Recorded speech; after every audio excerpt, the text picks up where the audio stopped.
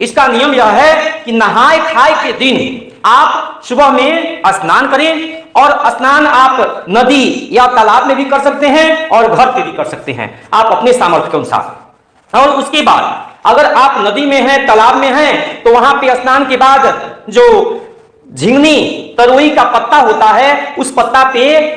खरी और तेल मिश्रण करके अपने सास का नाम रख के उस पे रखना है, फिर अपने अजिया सास का नाम रख के रखना है, फिर अपने वृद्ध अजिया सास का नाम रख के रखना है, और उस पे रख करके और कोई भी अगर आपके पट्टी में या अगर आपके घर में कोई है जो नहीं है, उसको भी आप दे सकते हैं खरी और तेल, और उस पत्ता पे रख के और जल प्रवाहित कर दें। नदी और तालाब में है तो जल में प्रवाहित कर दें, अगर नदी तालाब में नहीं है, घर पे आप कर रहे हैं, तो इसके लिए आप किसी पात्र में कटरा या कोई भी जो पात्र है आपके पास, उसमें जल भर दें और उसमें यह काम आप कर सकते हैं। इसके बाद आप उसी घाट पे उसी स्थान पे बैठें, और बैठने के बाद आप कथा श्रवण करेंगे। वहां पे कथा है कि कहा जाता है कि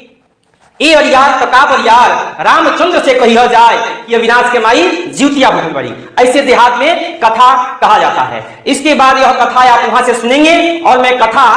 डाल दे रहा हूं, इस कथा को भी आप सुने। मैं आज कथा आप सबको फिर सुनाऊंगा, यह कथा आप सब सुने, और उस कथा सुनने के बाद आप सब जो भी आप सबको दान करना है, दक्षिणा देना है, अर्थात चावल, दाल, सब्जी, तरोई इत्यादि द्रव्य, वस्त्र, जो भी दान करना है आप उसके बाद दान कर सकते हैं। और फिर रात में आप सब ऐसे ही अगले दिन सुबह से पहले रात में लगभग 3 से 4 बजे के बीच आप सब उठें, और उस समय आप सब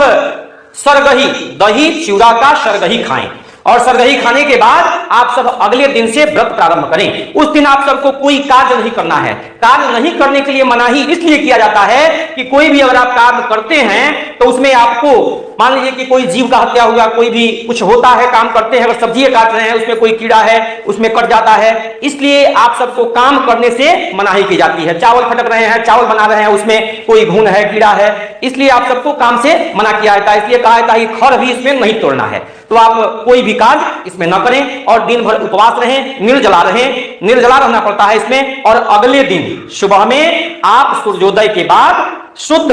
गाय के दूध से या कोई भी खाद्य पदार्थ से जो शुद्ध हो आप पारण कर सकते हैं।